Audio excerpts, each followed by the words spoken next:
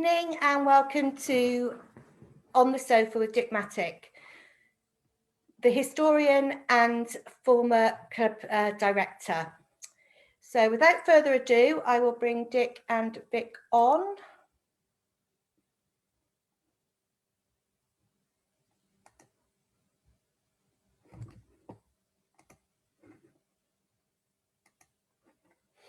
Hello, Dick. How are you? Hello there. Yeah, very well, thanks. Good. And we'll just bring Vic on.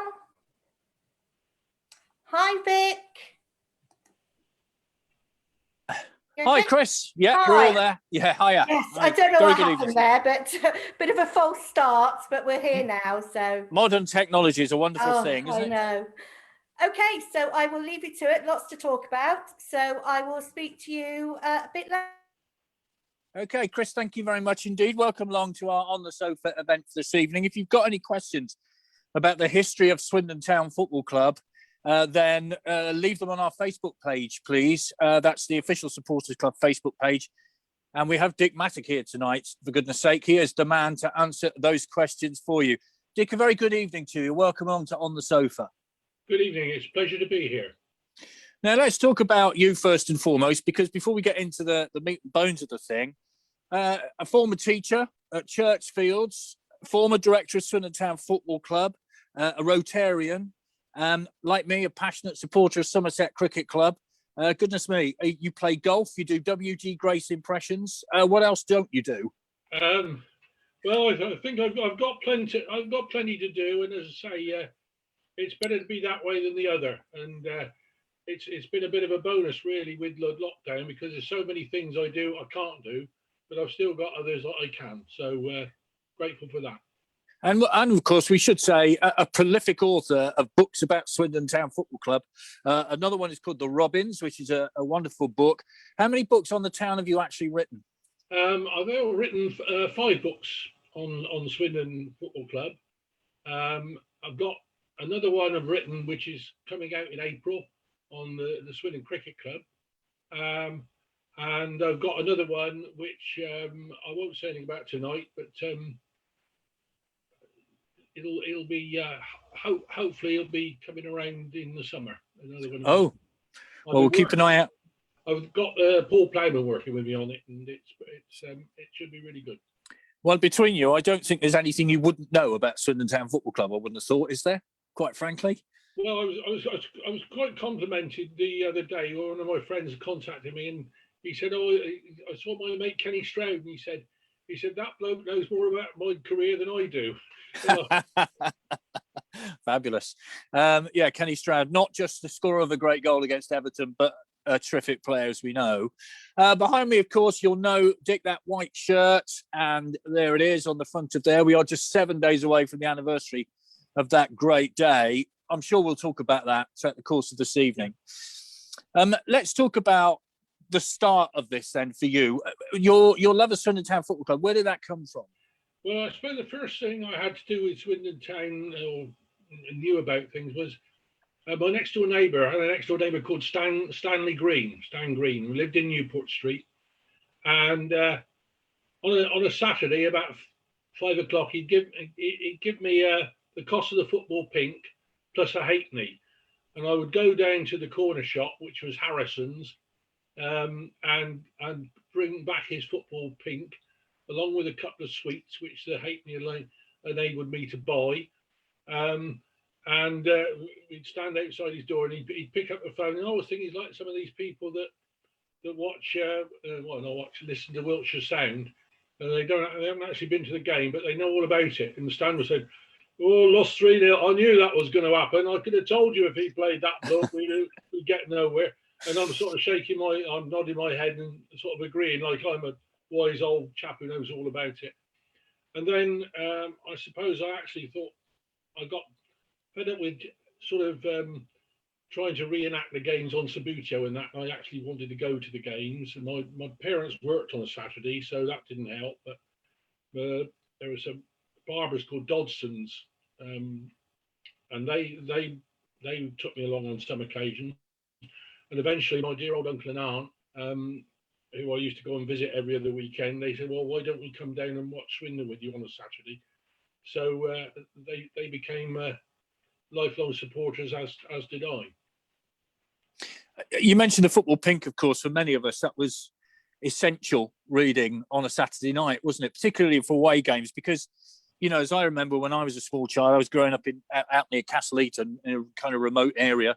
You know, travelling to away games wasn't what it was. I was going to say now, but obviously you take the point I'm making. You know, it wasn't like it is now, where people do go generally to away matches. In those days, of course, you relied on things like the football pink and dear old Clive King, didn't you? Absolutely, and I mean, even I suppose even in the early days, the late 50s and early 60s, you weren't even getting you got the full-time scores and that, but you weren't getting the updates. So you were really running down to the paper to get the results. And I always I've been doing quite a lot of reading of the old pinks. I mean, Paul's been lending me some of them, and it always amazes me. You get virtually every kick in the first half, and then you'll sort of even take the lead, and then 1-0 up, and then you get to the 80th minute, and somebody equalises and you don't know anything about the last 20 minutes apart from the goals. And, yeah, it always amazed me, of course, because on that day, which I keep holding up, on that day, of course, extra time, and it was a later kickoff, wasn't it? So I think early editions of the Football Pink only had it until extra time, till 90 minutes were up, so they couldn't get the whole game in, could they? That's right. Yeah, absolutely. Yeah, and I got to had the great honour of knowing Clive King very well, of course, and he used to spend all Saturday afternoon on the phone like that, dictating copy. Incredible experience. Already the questions coming in, so this is great. Hello to Rob. Good evening. Mr. Mattick, in all your days of, like me, of being a town fan since Division 3 South days, have we seen a worse standard of football than we have recently? It's a difficult question. My goodness me, I can remember some pretty poor times, but I don't know. It's a difficult question to answer, isn't it? I suppose, well, there's two things I'd say. The first one is you standard of football and the level of football. I mean, we've been at a lower level, and the standard of football, I think, this season has been disappointing, and I think so that's the first thing. We're playing at a higher level than we have on some occasions when we've been in the second division, and I think the other thing is that it's so difficult when you're not actually watching a match with people around you. It's entirely different. You see things differently. I mean, it was quite interesting. I saw one match this season live, sat almost in line with the goalpost at the Stratton Bank end, and it's a different game. It's a different game entirely. So I think it's very difficult to judge when you haven't, if we've had 10 previous seasons when we've been sat at home, and you've got nothing to take your mind off it. You haven't got the chap next door who's making rude remarks, or oh dear, Essex girls falling over and laddered her tights again, sort of comments about the opposition and what's wrong with them, and that cheers you up. Whereas it's purely the football, and it's very disappointing. Yeah, we all miss that human contact at football, and that's, well, we could go on forever about how that is part of the day. And Rob says we had the Football Pink before we had a TV, which a great paper. This from Steve Curtis. Hello, Mr. Mattick, from one of your former pupils. Do you miss teaching? I wish the history of STFC was part of the school curriculum. Well, I think if it was, I might still be teaching. The trouble is, history got. Well, I don't miss teaching. I would say I had 28 marvelous years teaching, but towards the end, the thing I always enjoyed about teaching wasn't necessarily the actual classroom lessons. And I wonder if Steve still remembers my mnemonic, Swindon Town Wanderers Royal Division 2. That was a mnemonic for remembering the terms of the Treaty of Versailles and all kinds of things like that. But it wasn't the actual lessons that I stopped enjoying. It was the fact that whereas I spent a lot of time with football teams and school plays and that, it got to the stage where they all wanted you to fill in forms and go to meetings, I still love the teaching, but the administration of that got to be a nightmare. Well, we've just had 6 weeks of home teaching a grandchild, so is all I can say. Oh my goodness! This is from Steve Arman. Dick, some great books. Love reading them. Met you at Danny Williams' memorial service at Christchurch. Need you email to forward pictures. Do you think the old format of football might actually work today? I'm not sure what you mean by the old format of football. Does that mean Division 3 South, Division 3 North, possibly? We'll quickly answer that, Dick, and then we'll get into the history of the town because we need to move on with that. But it's lovely to get so many questions coming in already. And if you want to leave some more on our Facebook page, obviously we'll get to as many as possible. Division 3 North, Division 3 South, would that work now? I don't think it would really. I think, we've moved on. Travel is much easier now than it was. I think it would probably be a retrograde step, really. Yeah, and we shall say David Bew sends his regards as well. So lots of people who remember you from school are getting in touch, which is great. Right, let's talk about... I want you to do a WG and Grace impression by the end of this, by the way, so prepare yourself for that. Let's talk about the original date. Now, this is something... Tactics, says Steve, the tactics of football, which have changed dramatically. I'm watching a great series on Netflix at the moment called The English Game, and they've just started to play the old W formation, 5 up front, 3, 2, and a goalkeeper. I don't know whether they work now. Tactics change all the time, don't they? Yeah, I think the thing with tactics is usually tactics are designed to help you overcome weaknesses, and if your players are good enough, they can play anywhere and do anything. I remember watching a program about Brian Clough's Notts Forest, and they interviewed a former Swindon player on that, Barrett. Colin Barrett. Colin Barrett, and he was saying Brian Clough had said to him, I don't know if I dare do the accent, now young man, I've picked you to play at fullback, so I don't want you to do anything. When you get the ball, give it to somebody who can play football, because if you could play football, you wouldn't be at fullback. Yeah, fair enough. Yeah, and sort of that you put people in a certain position to try and enable them to use what talents they have. Yeah, because they're more wingers these days, aren't they? Right, let's get to that question then. 1881, which is when I grew up knowing about the formation of the club. And in fact, the centenary was held in 1981, if I remember rightly. The Reverend William Pitt. And then all of a sudden, it's 1879. So where are we at with that? Well, there's a chap on the board whose name I now forget, who actually took me out to lunch. So got one thing to be grateful for the change of date for it.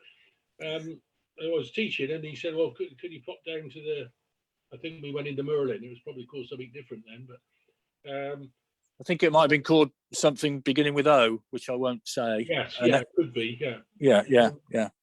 And he said, "Well, would you have any objections if we changed the date?" And I said, "No." I said, and I think that both dates are perfectly valid, because the guy who dug it out, a book called Thank God for Football, and he found that the Reverend William Pitt had said, well, actually, we'd started off calling ourselves Swindon Town Football Club, but it was a bit of a mouthful, so we changed it to Spartans. So, in fact, there had really been an original Swindon Town in 1879, and it actually then it amalgamated with another club in Swindon, St Mark's, I think, and that was in 1881. So I think that it's fair enough to have gone back to that time.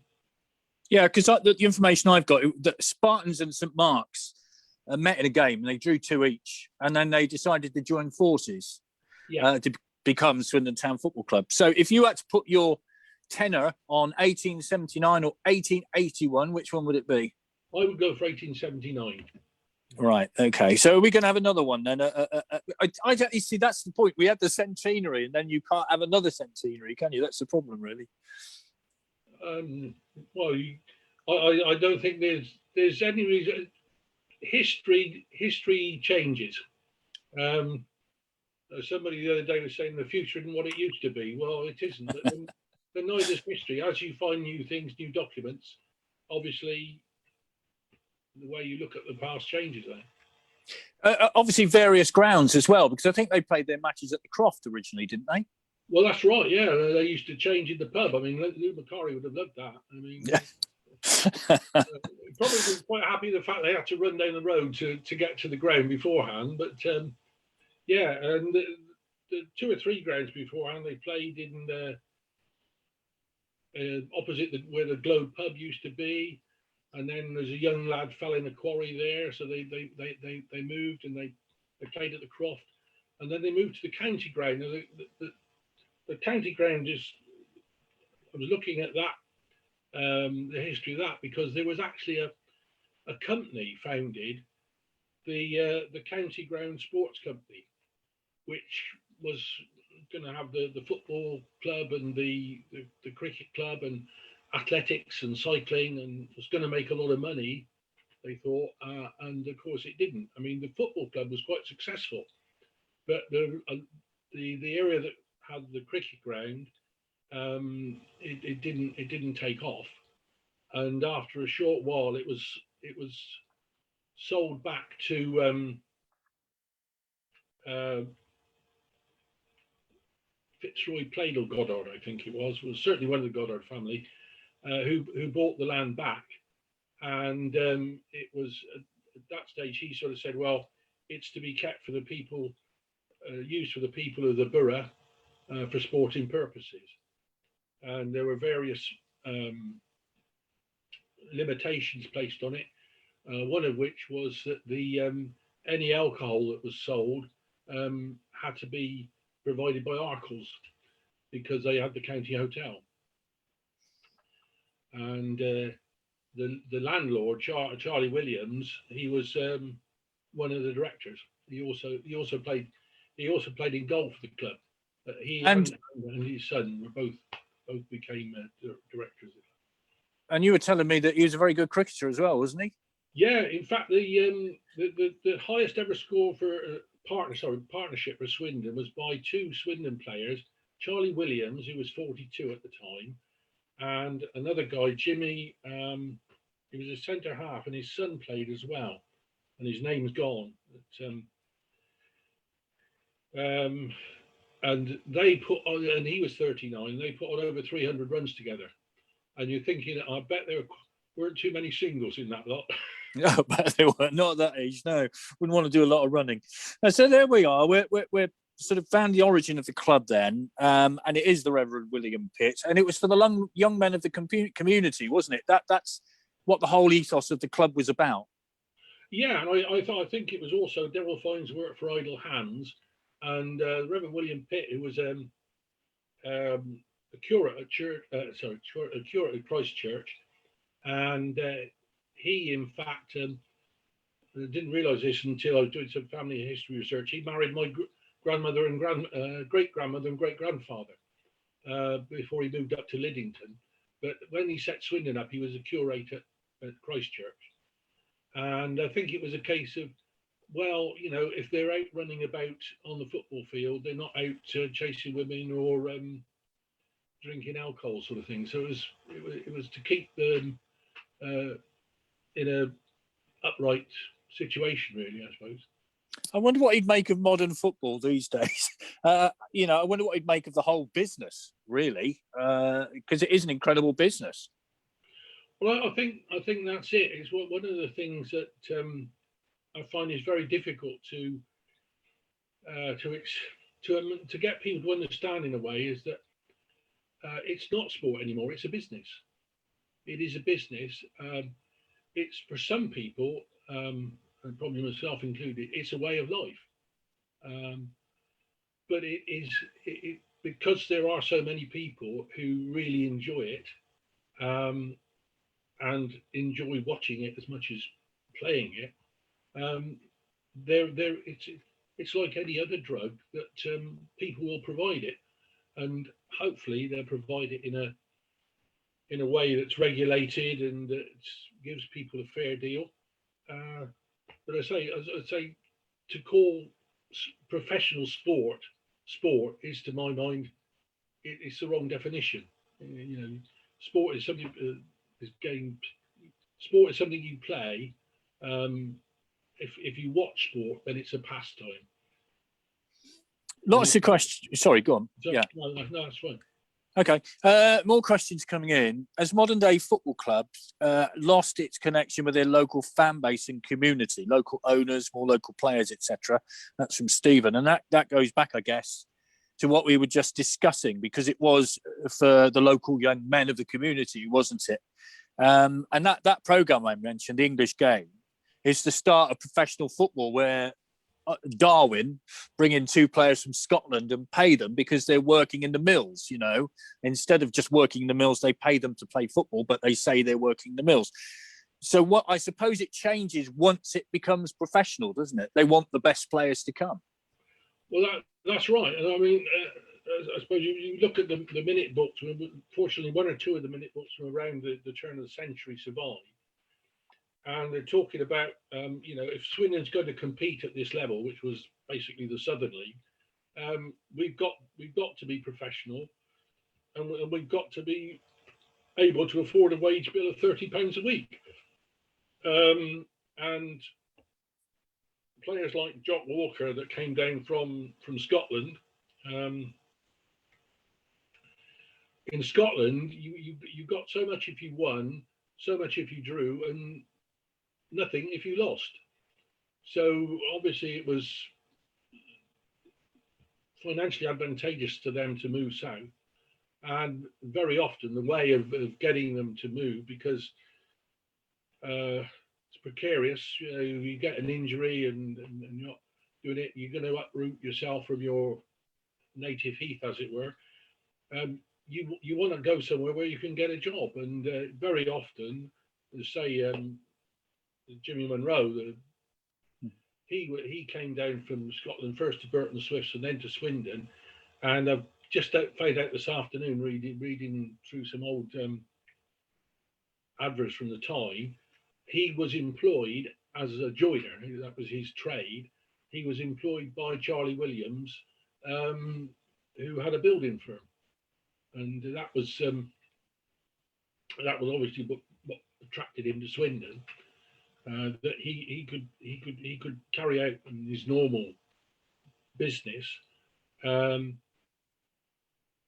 well as play football. And it changed very quickly, because within 2 or 3 years, you've got the directors who get very cross with players who take on other forms of employment. And the Bob Menham took on a job as being as a working men club steward, and the board said, that's Bob. Yeah, that's it. Yeah. Well, that's all right. You can carry on being the working men and men's club steward, but we're going to pay you £1 a week less. And then there was another player wanted to do it, and they said, no, you're an outfield player. We can't have you. You need to be fully fit. So it changed very quickly from getting people jobs to saying, well, no, we want you to concentrate full time on playing football. And that was probably changed between the beginning of Edward VII's reign and the end of it. I got a question about when you're a director, which I'll give to you in a minute. But you're a fan. You write books, incredible amount of research that goes into these books. We'll ask you about that in a minute. And then you become a club director. So how did that work? Well, I was as a lot of fans are. I was very, very worried about whether the club was going to survive or not. And When was this, Dick? Just put a date on this. This would have been in the early 80s. Yeah, particularly bleak time for the club, wasn't it? Yeah, they'd been relegated, and really disappointing.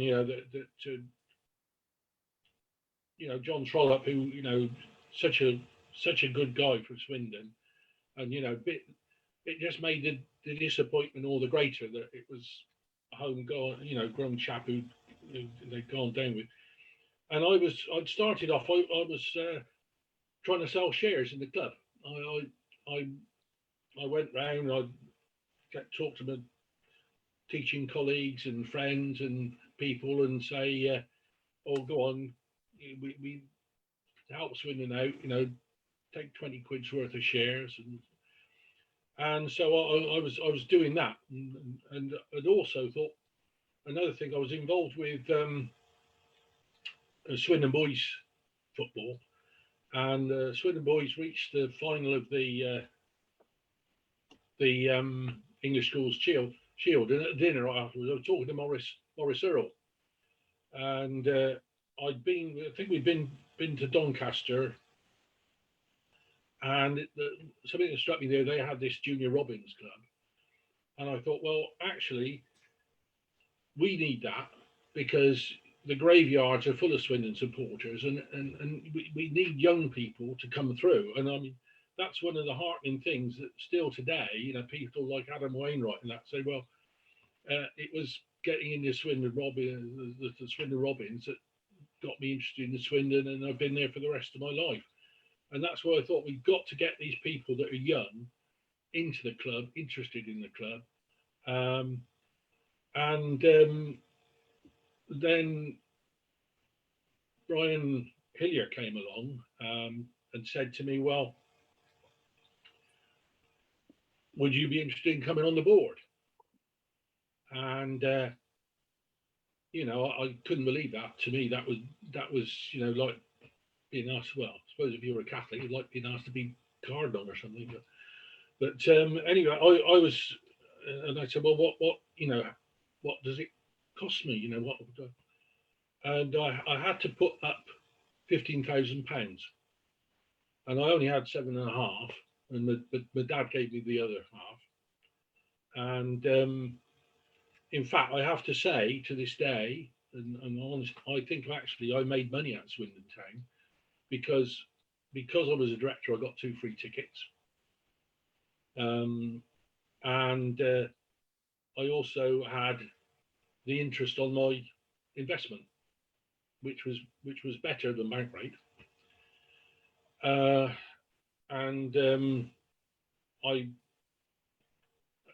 took it out. I was asked. I wasn't asked to leave the board. I left the board, but I left the money in, and then I sort of. It was made clear they didn't really need the money anymore, and I took it out then. So I didn't lose anything. And a lot of people, a lot of good people, have lost a lot of money by putting money. And I can remember very well when I went to the bank to say about putting the loan up. It was with Barclays, and the chap said, "Well, I've got to be very careful with what I say, because you're my client. I've got to do the best for you, but I've also got to do Swindon Town my client." And he knew how rickety Swindon's position was. And I suppose the other thing that, to me, I got a degree in economics, but I don't claim to know a lot about the economics of modern day football. But what does strike me as common sense is you're not going to do very well if all the money that comes through the gate goes on paying the interest to the bank. So I thought it was very important that actually we didn't have any loans from the bank, that we actually just made sure that any money that came through the gate could be spent on the team and on the ground, and rather than just paying debts and such like.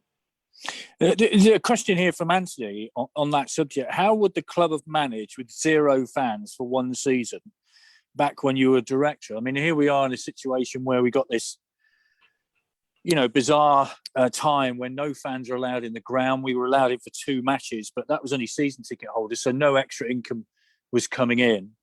How would it have managed? Because I remember the early 80s, and my goodness me, they were rock bottom times, weren't they? People think it's bad. I've seen bad times, but they were probably the lowest the club has been, certainly in my time, I would say. Yeah. Well, I think you're probably right. That I don't think, actually, clubs at Swindon levels would have played then. Because at that time, the gate money was a much higher percentage of the money that kept the club going. Okay, wages were a lot less and so on, but I'm pretty sure that it's only the fact that the matches are televised and you can get some income from the television, and it's the television contracts that provide some income that mean it going ahead. Because otherwise, I think the clubs would have put staff on furlough and got the 80% as best they could. Saved on the overheads of match expenses and such like. But I suspect that back in those days, if we'd have had a lockdown as we have now, it wouldn't have happened. Whether we would have had a lockdown, I don't know, because I can remember the 1950s, and I can remember England under 23s playing at the county ground, and I wasn't allowed to go by my parents because they said there'll be people from all over the country coming, and there was a polio outbreak on. Right. And but there was no lockdowns or anything, and the people just carried on to wash your hands. But that's about it. This from Gary Jordan. Hello to you, Gary. My favourite teacher at school, great history teacher and cricket coach also. Great to see him well. So there you are. It's a nice one from Gary. Gary? Gary Jordan. Gary Jordan. Yeah, I remember Gary, yeah. Just let's move it along a little bit to what you're doing now with the club, because Ray Murphy has reminded me to remind you about the Players Association, which you have just sort of started. This is for former players who get together every so often, have a meal, discuss old times, I guess. Yeah, one of the things I thought other clubs have got Phil King in a way with Aston Villa. They had an old players association, and they always used to say, once a gunner, always a gunner. And I always like to think, that Swindon Town, that once you played for Swindon, you always be a Swindon player and a Swindon fan. And so I got to know John Tripe and Don Rogers quite well through the John Tripe suite where we used to watch the game, sort of thing. And we invited a group along, and we had a dinner to get together, which everyone said was great. And we thought we'd try and get a newsletter and get people together, because one of the things that I would like to see it doing is to be a bit of a fundraising organisation. I mean, they've done tremendous. Steve Darby, was only here for on loan for a little while, but 3 months, yeah. Tremendous amount was done for it, the charity. And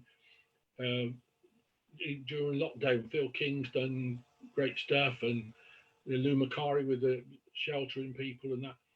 And I would like it to be a way of keeping people together and in touch, and a little bit like Rotary, where you get a group together as people that you can hold events and raise some money for charity while having a good time at the same time. And I very much hope that in the next year or so that organisation is going to raise some money for footballers who've been suffering from Alzheimer's. Talking to Kenny Stroud, I mean, he knows Frank Burrows and people who really suffered. And I would say, in giving us wonderful memories, they've lost theirs. And if we can do anything to help them, I think that's great. Yeah, of course, we've lost Nobby Stiles, we've lost Jack Charlton. More high-profile names are going because of this terrible condition. Not only that, you're involved in the Hall of Fame as well, which I think there's a limit to it. You have to play so many games for the town before you're considered for the Hall of Fame. Is that right? Yeah, that's right. Well, we had a little committee of John Trollope, Don Rogers, myself, Paul Bowden was on it at the time, and we sort of set sort of certain limits that if you play a certain number of games, you were in it automatically, but you didn't have to do that number of games. I mean, if you've done what I think we did was we had. We put down certain criteria. Now, if you've sold so many goals or played so many matches, and then we all sat down and we all put six names or 10 names down and said, well, let's see who we come up with as well. And it was interesting. People like Jan Ager Fjortoff, Paul Bowden. I mean, everybody except himself put him down, I think. And it was really good. And one of the things that I thought was really nice that we got in that was Terry Woolen, because we wanted it to be not only just for people who played and that, but people who served the team in other ways. And with Terry, of course, John Trollope was right, and he was the best coach that he remembered working with. Yeah, because they were the youngest pair of fullbacks to play, weren't they, in Football League history at the time, weren't they? Yeah, and both scored. Once they both scored in the same match at Mansfield, I believe. So yeah, and I think had it not been for the injury, they would have been playing together for Swindon for about 10, 15 years, I suspect. Yeah, many will remember Woolen's off licence, of course, Gorse Hill area of the town. Yeah, so lots to get involved in, and long, hopefully once all this is over, we can get back to some sort of, these things can happen again, which would be great, wouldn't it? And the Junior Robins you mentioned, which is a fantastic part of the club, they do all sorts of trips, and they take young fans to away games, don't they? Yeah. Things like that. Terrific stuff. Let's talk about yourself. And when you get involved, Clive King once said to me, once football becomes a job, when I was starting out reporting, he said to me, it's your hobby, but then it becomes your job, and you learn things that make you see football a little differently. And my goodness me, he was right. I mean, there are certain things that make you see the game completely differently to the way you do as a fan. Did you change your perception? Well, I think for me, it was a case it never became my job. My job was teaching at Churchfields, and because a job is something you do to earn a living, and enough money to do the things you like to do with. And obviously, I was whenever I was involved with Swindon, it was in a sense trying to help the club rather than make money myself. Having said that, I did become aware, being a director, you are aware of other people and the fact that it is a livelihood for them. I mean, that's one of the reasons why I can. Ray Murphy, I got a lot of time for him because he's still helping Swindon out, although his job is now taken him to Sunderland. And why shouldn't it? He's getting several thousand more pounds up there than he got with Swindon, and it's his livelihood, and he's got to look after himself and his family. And I think you've got to appreciate that as a fan. If I was good enough to play football, I would never want to play for anyone other than Swindon Town. And if you said to me, well, actually, you can earn £10,000 going and paying for Manchester United, I'd say, well, I don't really want to. I'd rather stay here. Unless you said to me, well, actually, I could go and play for Manchester United and make a lot of money, and then I could come and invest it in Swindon. But I could be aware of people's, and that makes me feel you've got to understand people are professionals. Richie Wellens, I was very disappointed in Andy Flitcroft because having said, you've got to, the next 13 matches are a matter of life and death. You've got to do this and that. Well, I felt you said that. to your players, you should have done it yourself. But if you've got to understand, people are professionals, and if they've got to make money, they've got to accept it. Yeah, we had Scott Twine on as a guest the other week, and he said he wants the time for the town. Of course, he's a local boy, but if you're a footballer and somebody comes in and offers you a ridiculous amount of money per week, it's a tough gig. You got to make the mind up and do what's best for you. You mentioned Phil King. I've had a lot to do with Phil recently. He's appeared on this. He's part of our panel. He's also done some work with the Exeter City Sporting Memories Group recently. And Stephen Darby, of course, was a guest on this as well. Wonderful chap. 3 months, of course, with Swindon, but got the penalty which took the town to Wembley. You can't do a lot better than that, can you, in 3 months? Extraordinary. Right, let's talk about some commemorations then. First, the plaques. The plaque for Harold Fleming. Many will say Swindon's greatest player. He's up there with Don Rogers. I think he's competing for that particular honour. 9 caps for England. A time when he was playing in the Southern League, a wonderful footballer. How did that plaque come about? Well, the Blue Pack Society, I mean, the guy called Jim Turner is very active, very, very supportive of keeping the memory of Swindon players alive. He was, he spoke to the guys who organised the Blue Plaques and suggested it. And we had to search around really for, of course, in the latter years of his life, Harold Fleming lived in the Croft, on top of Croft Hill. And one of if we'd have put the plaque there, nobody would have seen it because it's right tucked away, or it could have been on the wall outside. But the wall outside is in danger of subsiding, apparently. And if it does, I mean, a lot of money's got to be paid by the people who live behind for renovating. So it's, we thought, And it was actually put in Durham Street, which is just off the bottom of Victoria Hill, where he lived when he was playing for Swindon in England. So that was how that one came about. And of course, there was another blue plaque to the guy who was probably Mr. Swindon at the time, the Victorian Edwardian time, was Sam Allen, which is on the house where he lived in Kent Road, which of course was the club registered office at the time. And I always remember that's a story I went up to when I was researching my first book to Company's House, and there was they had to fill a form in during the war about all the companies to make sure there were no German aliens or anything, and it had a big page there with a name of director, nationality of director, and Sam Allen just scrawled all across this: the directors of this club are and always have been English. And I thought that's his sort of take on bureaucracy.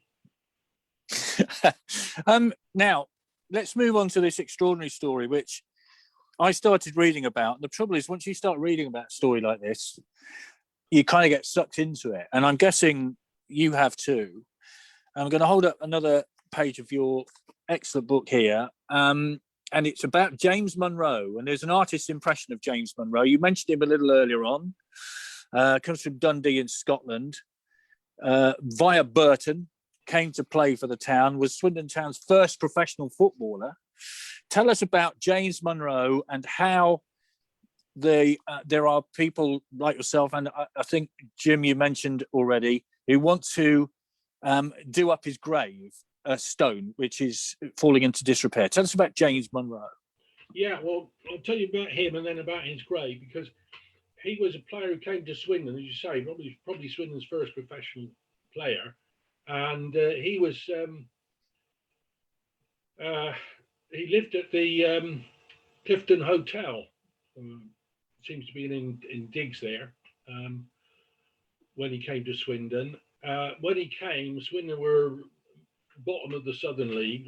They'd survived a playoff match, I think against New Brompton, before he came, and he was the next 2 seasons he was ever present. And Swindon got up to mid-table in the league, and he was a very versatile player because apparently he played in every position. including goal. I think that's probably only when he stood in because somebody'd been injured, but he sort of could turn his hand really to any position. He was mainly a half-back. He played for the Southern League representative team, and he was a really strong player. He became the team captain. And then in around Christmas time, I think it was, he played in a match against Tottenham Hotspur, Swindon, and Swindon won 4-3. Can I digress a little bit about Tottenham, because it's interesting at that time Swindon and Tottenham were very much on a par.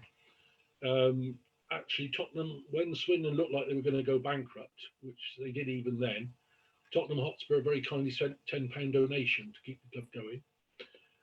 Whether they regretted doing that when Swindon started beating them in the cup, I don't know. But they've got a record that Swindon don't want to take from them, I think, and that's the last non-league club to win the FA Cup. Swindon, the last non-league club to reach the semi-final. But anyway, they weren't the great club they are now, but they were tough opposition, and they beat Tottenham 4-3 at the county ground, and he went home from the match and probably went out in the evening, I think, had a couple of glasses of whiskey because he had a bit of a heavy cold, and within a week he was dead.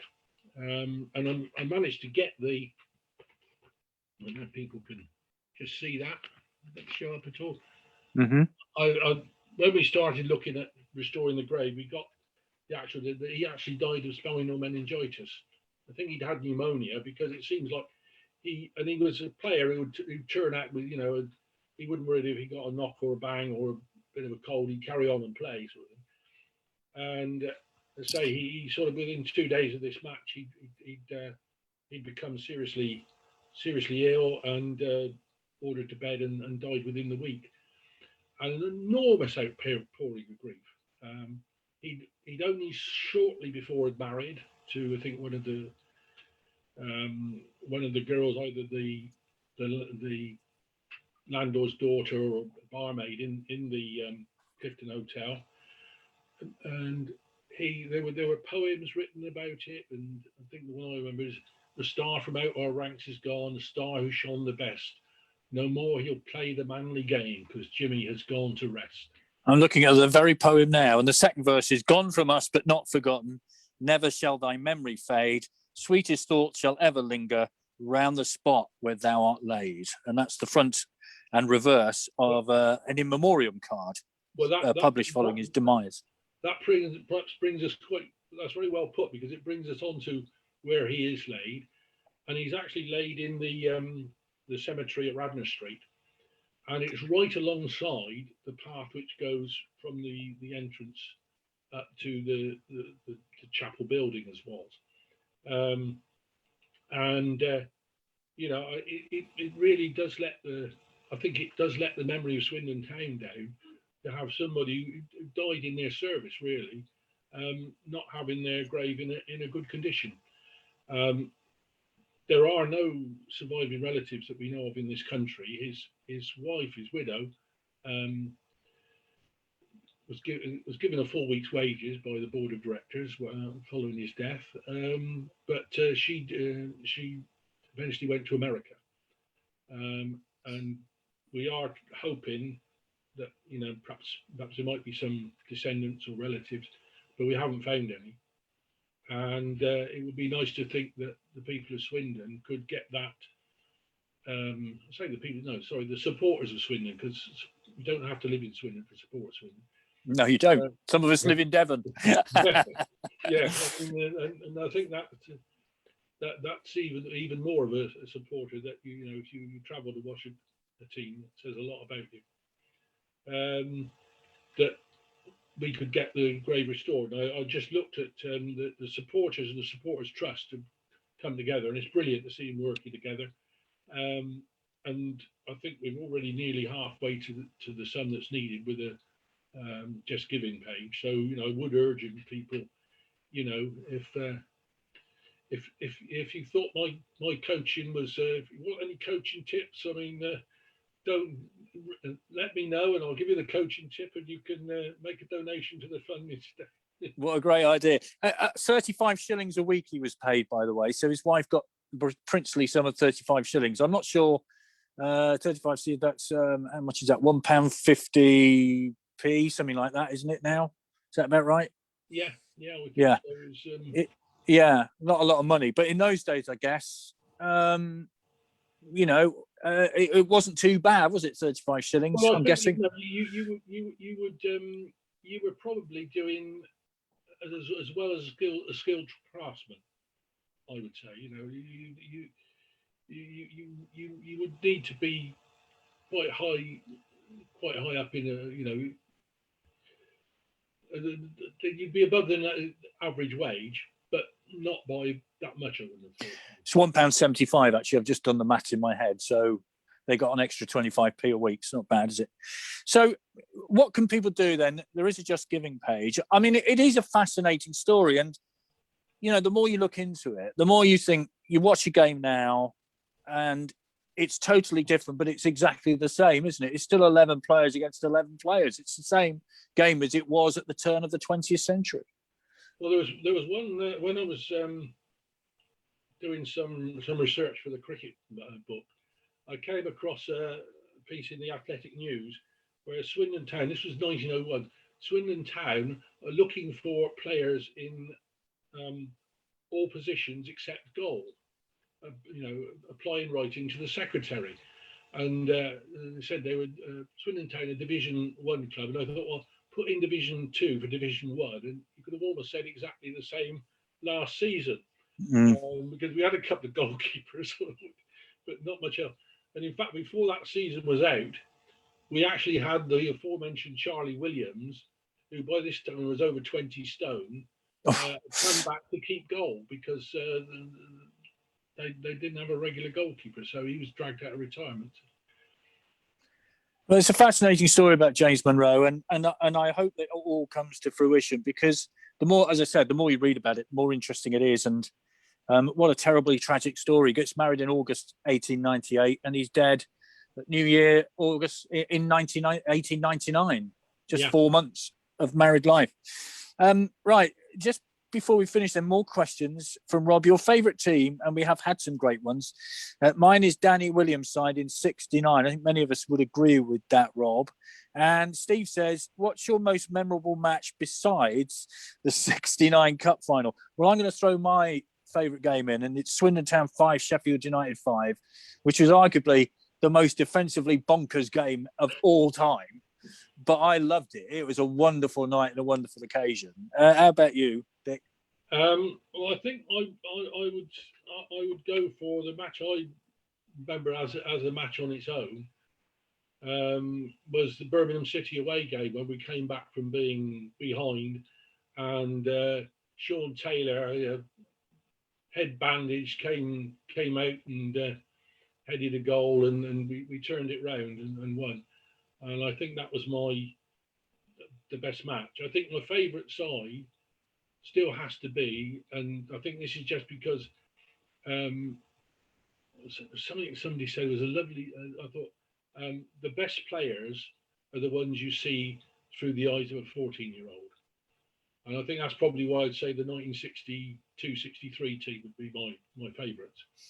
Fair enough, and some great players.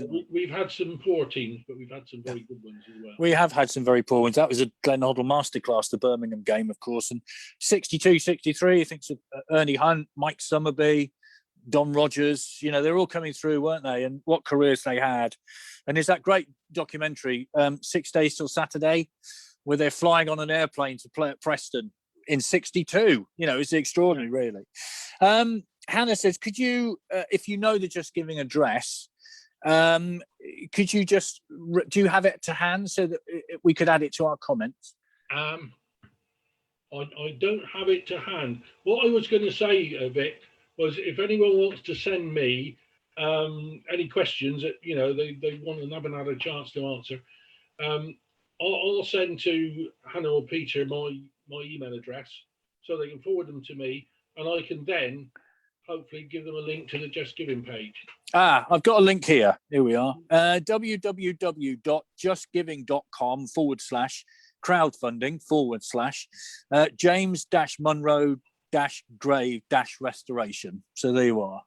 I guess if you just put Just Giving and then James Munro into a search engine, that would probably come up, I would think, in the way of modern things. I hope. Yeah. But anyway, we have that address. So if anybody's interested in it, we can forward that along. I mean, how much are we talking about here? Are we talking about a great deal of money or not? Well, we're talking. We're aiming to raise £1,500. Oh, it's not a huge amount then. We've got a quote which is for a little bit less than that, and But we thought, well, what we don't want to happen is to actually suddenly say, oh well, we've got to go back and it's a bit more. So, but we will, if we get the 1,500, we can make sure it's done and done properly. I was going to say the other thing about it is it's going to be a restoration. So it's going to be restored to how it was when it was put in originally, as far as that is possible with modern materials and such like.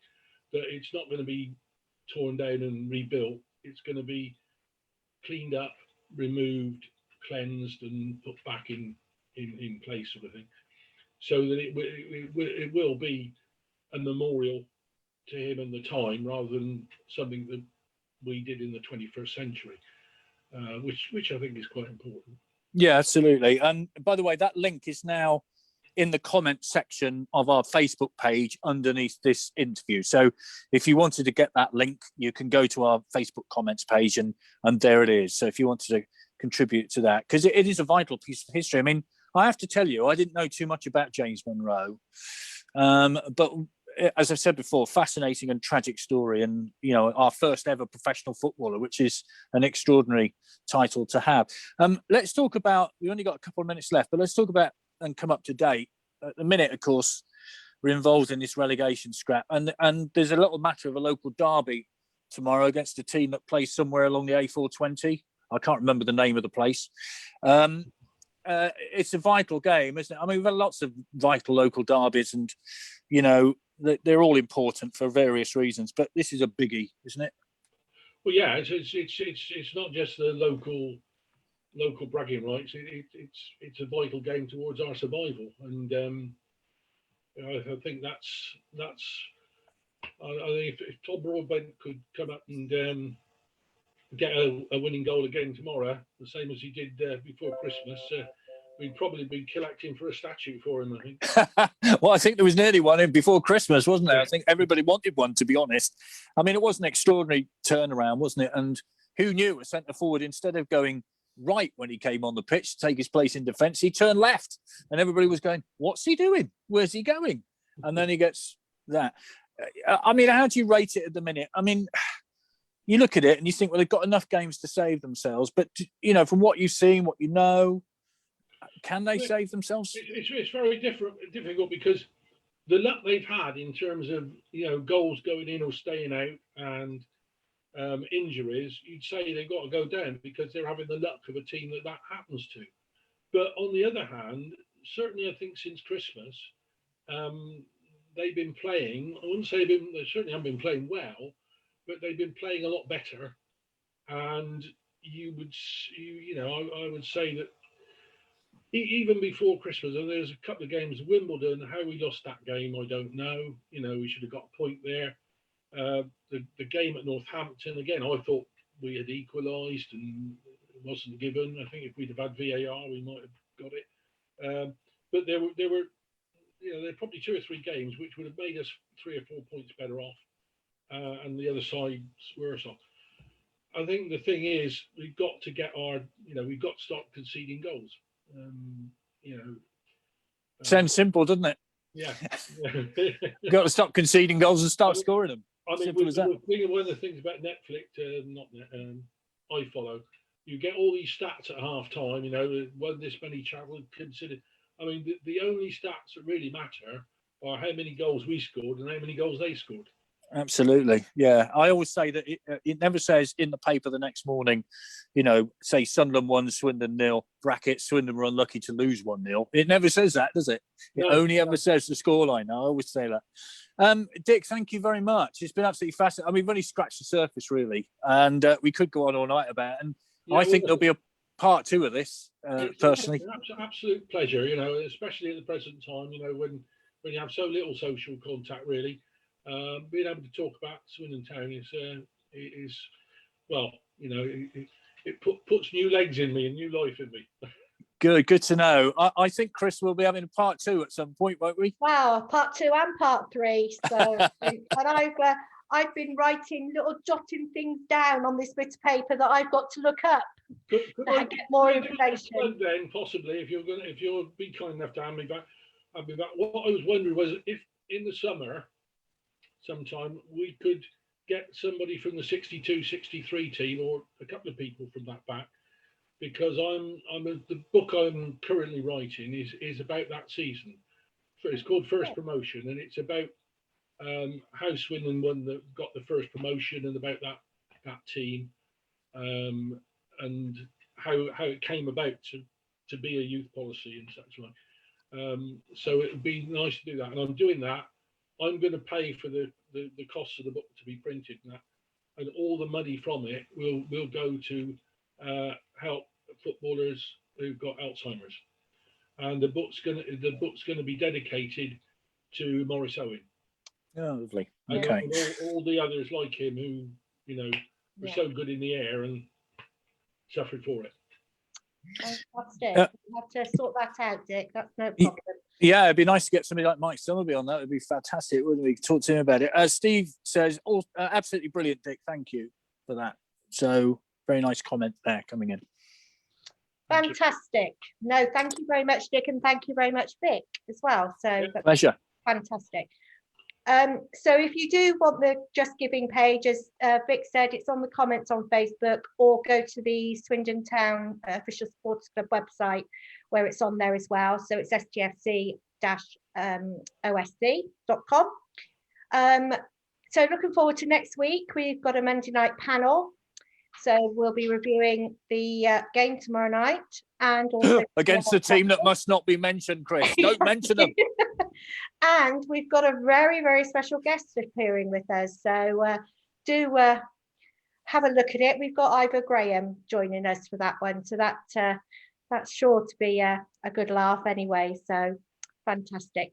So thanks again, Dick. Thanks very much, Vic. And we will see you all again next week. Bye-bye. Bye-bye. Bye.